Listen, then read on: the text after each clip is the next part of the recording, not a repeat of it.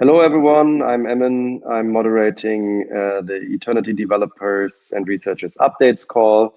It's like a public stand-up where everyone who's working on a product or everyone who joins this call gives a short update about their past week's work. And we start today. It's week number 51 of 2019. One more week to go, and we reach 2020. And I would like to start with the protocol. And Sergey, please. Hi, this is Sergey. So exciting times here.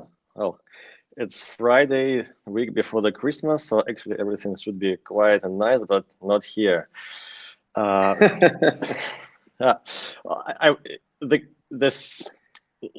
process that the issue that we have identified last week and that we've already talked about, that we experience some of the nodes we experience problems in the connectivity. Is still going on, so we are still working on mitigating it.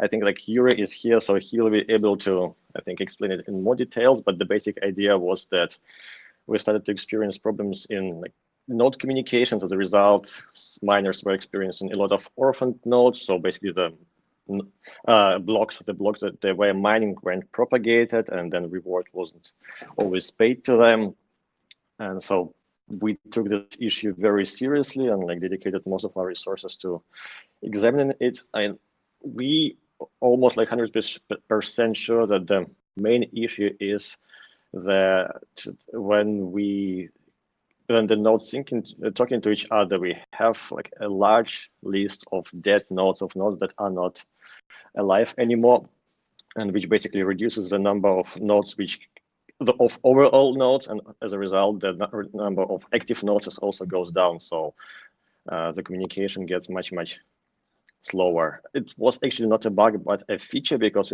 when we were creating our network, we were very concerned with the robustness of our networks, that the nodes will never be cut away from the nets, and so we were very conservative in how we purge the nodes which are not active, because we were thinking that different scenarios are possible. So, for example, network issues, nodes are not responding, you purge them, and then you're isolated. So you blacklist them, and then you can talk to anyone. But yeah, network was growing. At some point, it became a problem, and right now, we are deploying a new update which should mitigate this issue. We also added a number of metrics that will allow us to get a better understanding of what's going on in the network. But again, Uri will probably tell more about this. Also, we're still working on garbage collector. It's ready, but we decided not to push it on Friday's Christmas release. I think it will be available in the year 2020. And there are also interesting developments in state channels, but I think Dimitar and Ulf are here. Great. Thank you very much, Sergey. Also, thank you for explaining this one more time. I think this is also super interesting for everyone here to understand a little bit the history and why some of the nodes have these connectivity issues. I think you explained it very well. Thank you for doing this. Yeah, and as you have mentioned, Uri, and also some stats, maybe Uri, you can just follow up. Hi. So yes, at the beginning of this week, I was running a lot of simulations that basically simulated our peer-to-peer network. I tried to run these simulations with the current parameters we are using, and then I was trying to find other parameters using which the network would behave better.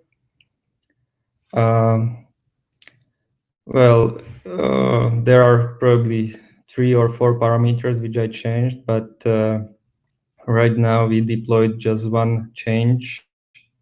We changed just one parameter. We don't want to change more at the same time because it could screw up the network, and we just need to change these parameters one by one and see how it behaves, because our simulator doesn't really simulate the old nodes, and we don't have simulator of malicious nodes. For example, our testnet has some old nodes as well, and we are not able to update those. So we need to be very careful with changing these parameters. So basically, we change this one parameter, which is called a select probability from verified pools. So it means that if a node loses connection to other peers, it will pick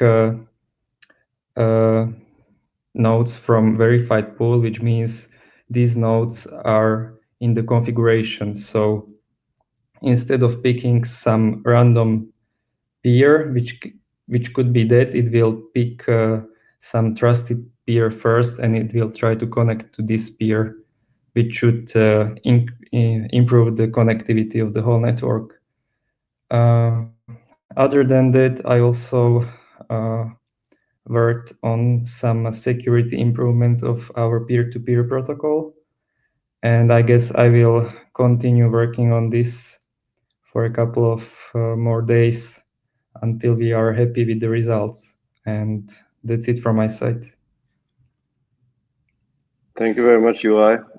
Also for pointing out like how hard it is sometimes to actually test, because like testing in real life is different. Like in the real mainnet, of course, we cannot run tests. And in our test networks, we don't have the same setup or the same conditions. And yeah, this is definitely a big challenge of a decentralized network like this. Carol, you have worked on the garbage collector, but for sure also on other things this week. Please just follow up on URI. Yeah, hi. So regarding garbage collector, well, this week I finished a common test for garbage collector, and was testing it really extensively during the night. The garbage collector around hundreds of times now. There was one elusive bug discovered on Wednesday, which I fixed, which I found a solution on Thursday. And also we decided to give users the option to run the garbage collector offline. That means that they run it from the command line when they choose. And this should cover basically the most, even the most advantage usage of this feature. So I plan to have it running like two weeks, or at least 1 week in a row, doing collecting basically all day and all night long. And I believe that in the early January we should be able to merge it. Cool. Thank you very much. Hey, would you mind if I go next?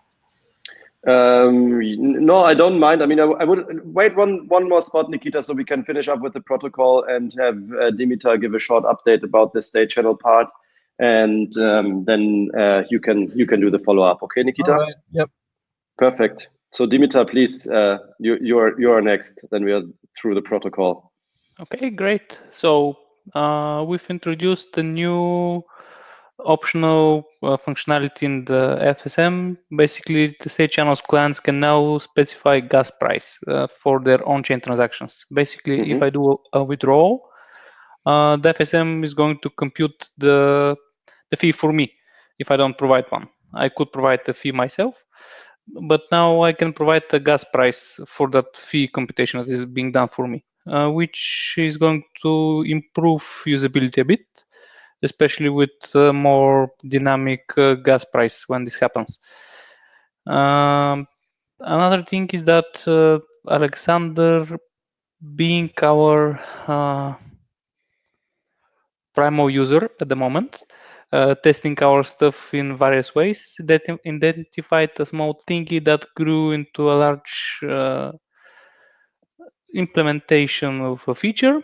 And basically, if the users were able to shoot themselves in the foot, and they, misusing the nonsense and everything, were able to crash their own FSM.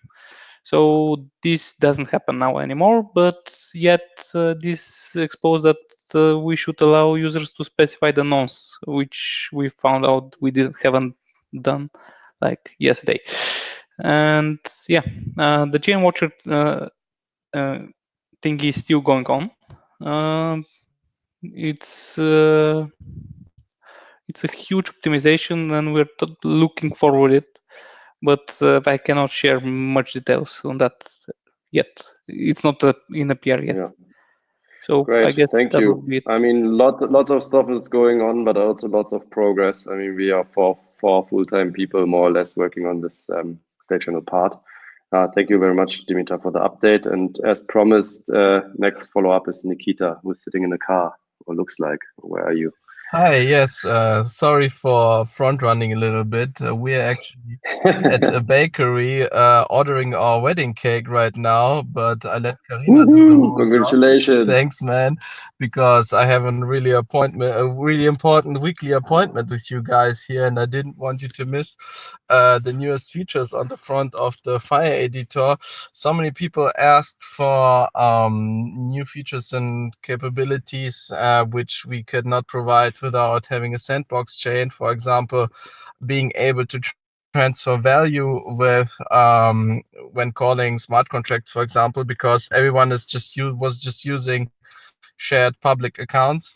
So I added the feature that you can actually now sign up with at least GitHub. I will just share you my screen real quick. So everyone will get a personal account. And let me really quickly, there you go. Now I think hopefully you should gonna see it very quickly right now. Can you see it? Yes. Yep. So this is everything you know already. So here you can connect with GitHub. And if you're, so to say, new to the game, the first thing the editor will do, if the connection here through tethering will actually allow it, is create your own accounts and actually top them up with some AE. I hope you can see it being in the progress. So what's then happening is that every user will have his very own accounts he can use on the testnet. So and like get access to features that are then just meant only for logged in users, and you will not have any issues with colliding nonces, so to say. And this whole ability to sign up, it's not really perfectly beautiful yet, but with the help of Keno, we will make it look really nice. So here you see these are 4 of your private accounts now, which only you use, and we can add now cloud functionalities and storing contracts wherever, and collaboration and all this cool stuff that you can have when you have like a user registration and management feature. Yeah, so this Super is cool. Yeah, like the tip of the iceberg, which you see, and everything else is down beneath. Nice. Thanks. Really nice. Thank you very much, Nikita. Great work. Thank you. Love to see that. As we go on with our public stand-up here, I would say ladies first, and we are going to the Elixir SDK and Daniela. Hi guys. Hello. Regarding the update from Elixir SDK team, this week we made a Docker image containing our SDK, and we uploaded it to Docker Hub. So anyone who is interested in our project can just pull it from Docker Hub and try it. Also, Cool. regarding the problem that we had last week with get transaction by hash, now it's resolved. Also this week we also started making videos which will attract more and more various people to use our Elixir SDK. We'll be explaining on how to operate with our aeternity SDKs by providing various step-by-step implementations of applications using our Elixir SDK and aeternity node. This from my side. Thank you. Really cool updates. Please also, as soon as you have that stuff, post it in the forum so you people can follow the links, and Pega can include this in the monthly newsletter. This is generally for everyone, so please don't forget those short written updates with the links so we can collect them and also send them out. So because there are people watching those stand-ups here, and when they want to follow up, we need to point them somewhere, and currently we point them to the forum and to the newsletter. So please also don't forget that. Thank you very much, Daniela. As I see your camera running, Andy, you are next in line. What's going on AirGap's wallet side? And thank you for joining my presentation yesterday in Zook. Yes, I was happy about that. Yeah, it was nice, the meetup. So yeah, for once we joined the meetup yesterday. We also did a little bit of general support in the forum because a couple of people had questions about things that turned out it was not an issue with the apps, but rather just people not understanding how it works. We also did a small release of the wallet that fixed some smaller bugs, and we dedicated some time to investigate an issue on Android where it looks like some people with some specific phones have issues entering their device password that just doesn't register, and we're looking into that. Yeah, cool. That's it from my side. Thank you for the update.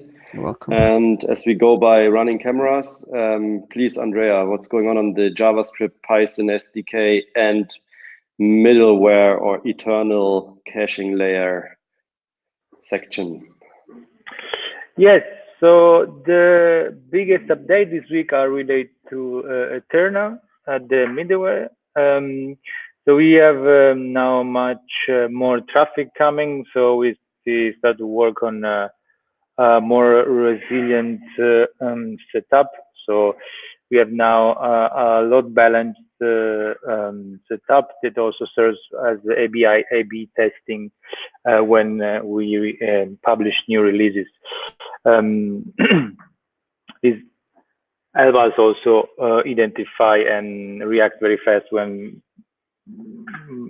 we, for example, may introduce a delay in the performances of the middleware. Then other things on the middleware, yes, we spend a little more time in supporting the community and the users that said they are having some troubles running it. And for the JavaScript SDK, we are now approaching finally the release of 7.0.0 SDK. There are many smaller things, but the biggest highlight are that we are removing with this release the support for older protocols and versions, and we are officially shipping the new interface for wallet communication. That has to be. We're going to keep it in. We are releasing now, and we are going to keep it running for a while before making a format specification, the expansion. Instead, few notes for the Python SDK and the Go SDK. For the Python SDK, most of the work has been done in improving test coverage and adding more documentation. And on the Go SDK is now undergoing our factory phase, following up what was the output of the hack and play that we did here in Berlin in Ape Unit in late November. And that's everything from my side. And you recorded a nice video explaining what you did on the hack and play days, which I thank you for. It was really cool. I watched it, and we will share this with the blog post. And thank you for doing that and following my requests here. Really nice. So we are going to the next person, which is Pivo. Philip, you are in the left corner of my screen. Please let us know what you and Keno have done this week. Hi, so first let me start with an update from Keno, as he worked quite independently the last week. He built the first version of the boilerplate where anybody can clone and get a full app running. That is where we put lots of effort into optimization, because this is what we use as basis for the governance and graffiti app ourselves. So we made it as a separate project. and Very also valuable. added full integration test coverage for the governance app and the boilerplate, so anybody can quickly get up and running with integration tests towards this app front end on Eternity. I did only work on things that are behind the scenes. So we had some performance issues with the governance server where we did some optimizations, and also during the hackathon in Sofia, Gregos was finding some small vulnerabilities in the governance app where we could use a forged poll smart contract to misguide users into voting something else. It's not a big problem, but it's not a nice experience. And so we added contract bytecode verification. This means if the user opens up a poll, it will be checked against the middleware and the compiler if it matches the bytecode that the user expects it to be. And if not, it gives a warning message to proceed with caution. And in the coming weeks, we will continue to work on documentation and have some smaller upcoming tasks regarding AEX2 compatibility and some more performance improvements for the governance server so we can have it reliably running in the future without needing to touch it. Thank you. Thank you, Pivo. Again, the request, please share it in the forum if you haven't done it yet. I definitely want to try out this boilerplate thing. And I've already seen someone also using it. I don't know, it was in the chat or somewhere, so I know it's already, I know it's around there, and I think it's really cool. 2 days ago, the update in the forum. Okay, cool, great. Thank you, people. And yeah, last but not least, right before Christmas is Milen. How is it going with the wallet and the browser wallet? And maybe you can also say a few words to Stoyan and the base wallet, because I haven't heard from him. I need to check. Hello, guys. So this week was pretty intense. We gathered a lot of feedback from the ambassadors and also some feedback from Stoyan and the base app team, which are all addressed now and fixed.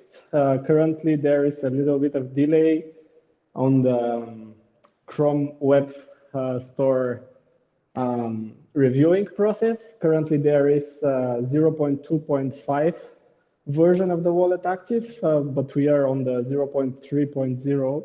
So yeah, everyone that is that wants to test out the new features and the new fixes needs to probably manually install it on his browser. So some of those features were fixing back in the revealing seed phrase. We updated all the translations for all languages. Some of the ambassadors reported that we were missing some translations. We created a new package called Eternity Tokens, which is written in TypeScript and published in NPM. The idea is every application or wallet that is willing to integrate Eternity tokens, fungible tokens, which are standardized now in AX9, can use this package and easily have the interfaces or the smart contract for deployment of a smart contract and token that they want. We fixed also bug in the amount displaying that was really annoying. Like it was showing 1 minus 1880. We fixed problem with saving tokens when they are deployed in the token registry.